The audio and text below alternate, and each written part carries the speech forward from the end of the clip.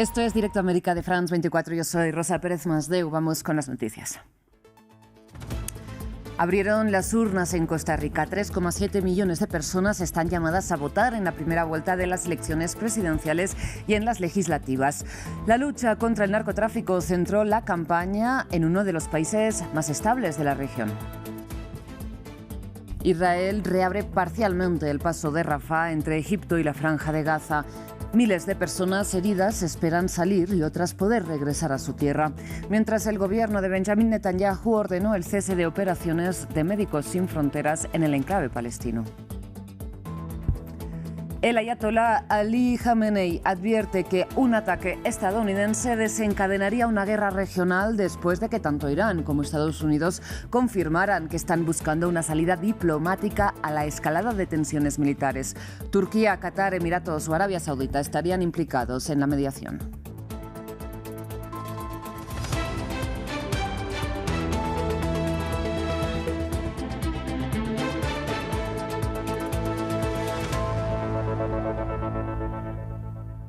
Iniciamos en Costa Rica, como decíamos, ya abrieron las urnas para la primera vuelta de las elecciones generales. 3,7 millones de personas están llamadas a votar para elegir a 57 diputados y al sucesor o sucesora de Rodrigo Chávez, que podría conocerse esta misma noche si algún candidato supera el 40% de los apoyos.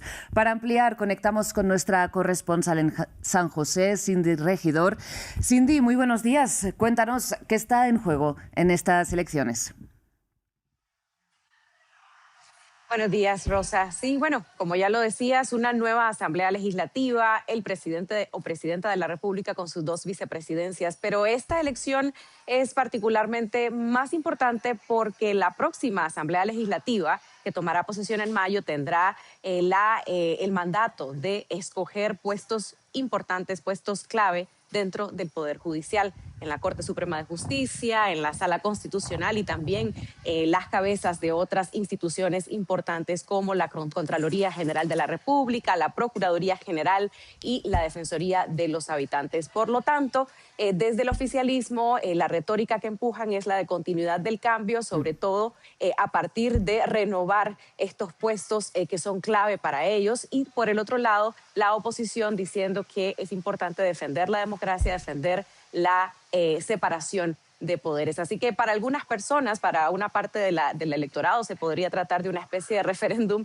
del sistema democrático que caracteriza a Costa Rica. Y por otro lado también un referéndum que tiene que ver con el tema de cómo manejar la crisis de inseguridad que se vive en Costa Rica. Aquí la población ya está votando en los centros de votación. Se espera, según el CIEP, que pueda haber una mayor participación. 70% de la población que contestó la encuesta de este Centro de Estudios Políticos el 28 de enero pasado, publicada la encuesta, dijo que estaba totalmente decidida a votar ese porcentaje.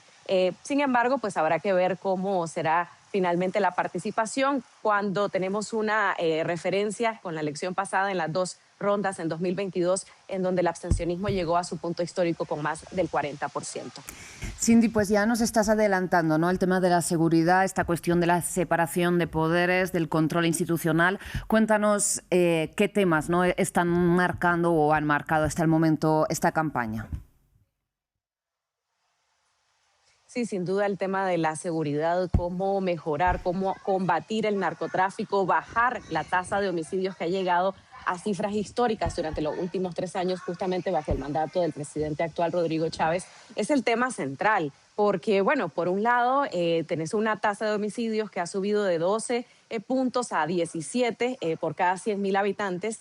Y, por supuesto, porque la población empieza a sentirse insegura. Los asesinatos o los homicidios colaterales han aumentado, a pesar de que la mayoría, más del 70% de los homicidios, son producto de los enfrentamientos entre las bandas que se disputan territorios, bandas criminales, bandas del narcotráfico, pues también ha aumentado la cantidad de ciudadanos y ciudadanas que se han visto afectadas por estos enfrentamientos. Y por supuesto también la imagen del país se ha visto deteriorada, y eso preocupa porque Costa Rica es un país que vive del turismo. En buena parte, el 8% de su Producto Interno Bruto viene del turismo, y pues necesita tener una imagen de un país tranquilo como lo venía haciendo hasta ahora. Así que hay mucha preocupación sobre cómo mejorar la seguridad, ya sea buscando buscando soluciones un tanto radicales. En el caso del oficialismo apuntan por repetir de alguna manera algunas partes de la fórmula del presidente Nayib Bukele de El Salvador, y por otro lado la oposición diciendo que no necesitamos un régimen de excepción en Costa Rica, pero que sí se necesitan medidas fuertes para combatir la criminalidad, para poder detener a las cabecillas de estas bandas, pero también contención, inversión en lo social para prevención del delito. Cindy, pues muchísimas gracias por esta información, por esta primera conexión. Iremos siguiendo contigo a lo largo de la jornada todas estas claves que nos indicas. Cambiamos de tema, vamos a la Franja de Gaza. Finalmente, tras varios anuncios y aplazos, Israel reabrió este domingo el paso de Rafah, que ocupa y controla desde hace casi 2 años y que separa, recordemos, Egipto del enclave palestino. Sin embargo, la reapertura es parcial y no implica la libre circulación de personas ni tampoco de mercancías. Mientras miles de palestinos heridos o enfermos esperan poder salir y otros poder regresar a su tierra. Nuestra corresponsal en Jerusalén, Yanira Gómez, nos amplía. Como bien decías, Israel cerró y ocupó este paso entre Gaza y Egipto en mayo de 2024. Casi 2 años después se ha producido una reapertura que tendría que haber ocurrido en octubre en el marco de la tregua impuesta por la administración Trump. Pero esta reapertura es parcial y, a modo de prueba, el COGAT, el brazo militar que se encarga de los asuntos civiles en los territorios palestinos ocupados, así lo ha dicho. Esto es una fase piloto inicial que requiere una serie de preparativos preliminares y que el paso en ambas direcciones solo ocurrirá cuando estos terminen. Es decir, hoy no vamos a ver en ese cruce una imagen de gazatíes saliendo o entrando. Los medios israelíes apuntan a que tal vez mañana, pero sobre todo insisten en que va a ser algo gradual, que va a llevar tiempo. En esta fase, como decías, solo será para personas, no ayuda, no mercancías. Israel controlará en todo momento, con estrictos procedimientos de verificación y control de la información, controlará cada paso, casi todo de forma remota, también con una parte presencial. Eso sí, no estamos refiriéndonos a un despliegue de sus fuerzas, sino a algo más a final para dar paso a esa entrada. Y es que las salidas hacia Egipto van a estar controladas por fuerzas europeas en esta llamada Misión de Asistencia Fronteriza de la Unión Europea, y la Autoridad Nacional Palestina será quien al final se encargue de estampar unos sellos de salida a los gazatíes, mientras que ninguna de las entradas no se va a producir sin una aprobación previa de Israel. Es decir, Egipto tendrá que darle una lista 24 horas antes para que los gazatíes puedan regresar. Tendrán que pasar 2 checkpoints, uno de la Unión Europea y otro mucho más estricto de inspección israelí en áreas bajo su control militar, pero a día de hoy todavía está esta pregunta de ¿cuántos podrán entrar? ¿Cuántos podrán salir? Lo único que tenemos más o menos claro es que son residentes. Solo podrán entrar residentes que abandonaron la franja por los bombardeos y los ataques y la crisis humanitaria tras el 7 de octubre de 2023 y que tengan permisos válidos. También sabemos por Reuters, por una investigación, que la intención del gobierno de Netanyahu es que haya más salidas que entradas, y por esto hay todavía una discusión con Egipto, que teme que esto sea al final solo un Rafah para uso unidireccional, para que realmente haya una cuota justa, equilibrada, y que todo apunta también a que a lo mejor la solución será más de ir viendo el día a día de cuántos gazatíes podrán entrar y salir. Pues tal y como decíamos, lo iremos viendo al día a día. Mientras tanto, vamos a Irán. El ayatolá Ali Khamenei advirtió a la Casa Blanca que cualquier ataque desencadenará un conflicto regional. Esto después de que tanto Teherán como Washington confirmaran por su parte que están negociando una salida diplomática a la escalada de tensiones militares. En paralelo, el presidente del Parlamento iraní anunció que ahora Irán considera a todos los ejércitos de la Unión Europea como organizaciones terroristas. Se trata de una respuesta, al menos simbólica, a la inclusión de la Guardia Revolucionaria en la lista de grupos terroristas de Bruselas. Las conversaciones en curso entre Irán y Estados Unidos vienen acompañadas de una serie de presiones, como las nuevas imágenes de los barcos de guerra desplegados en la región y declaraciones que mezclan amenazas con llamados al diálogo.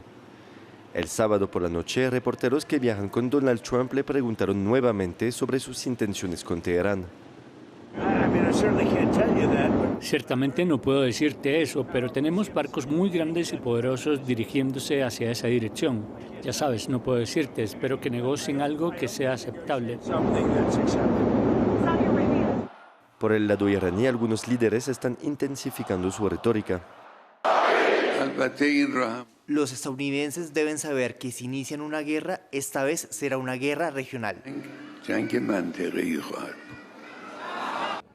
Además de estas tensiones con Estados Unidos, las relaciones de Irán con Europa se han deteriorado significativamente.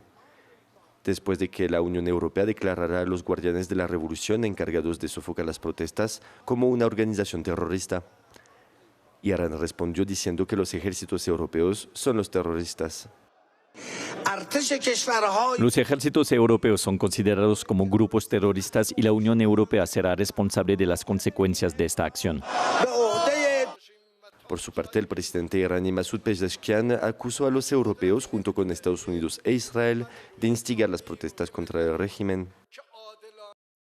Bien, y Turquía y los países del Golfo no solo están implicados en las mediaciones entre Estados Unidos e Irán, sino que el próximo miércoles Emiratos Árabes Unidos también será nuevamente la sede de las nuevas conversaciones directas entre Kiev y Moscú, según anunció el propio Volodymyr Zelensky.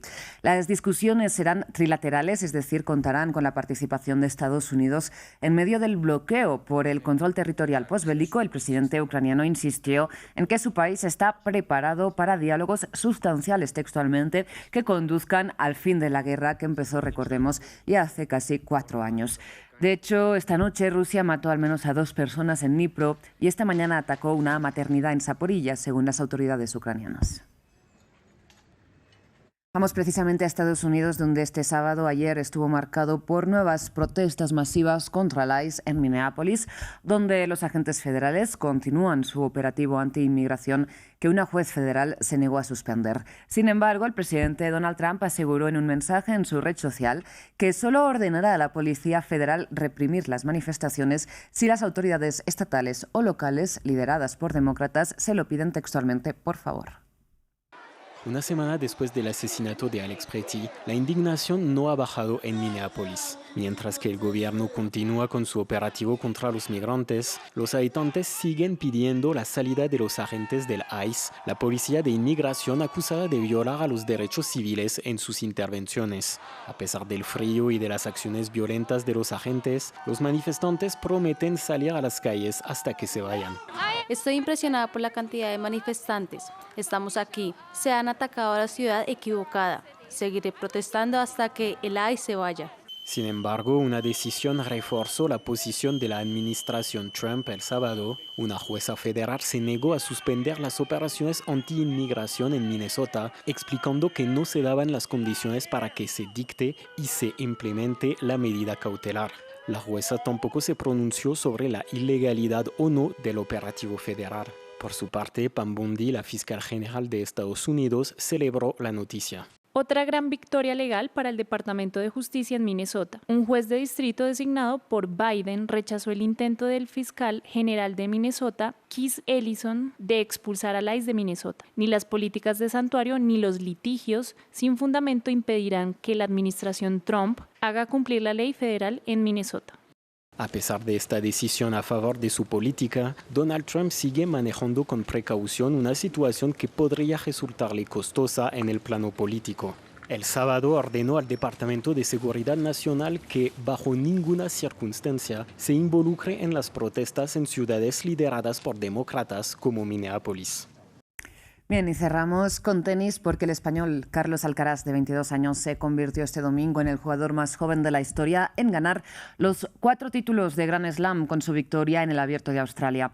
En Melbourne venció en 4 sets al serbio Novak Djokovic, 2-6, 6-2, 6-3 y 7-5. Se trata del 7º título de Grand Slam del murciano, que consolida así su condición de número 1 del mundo.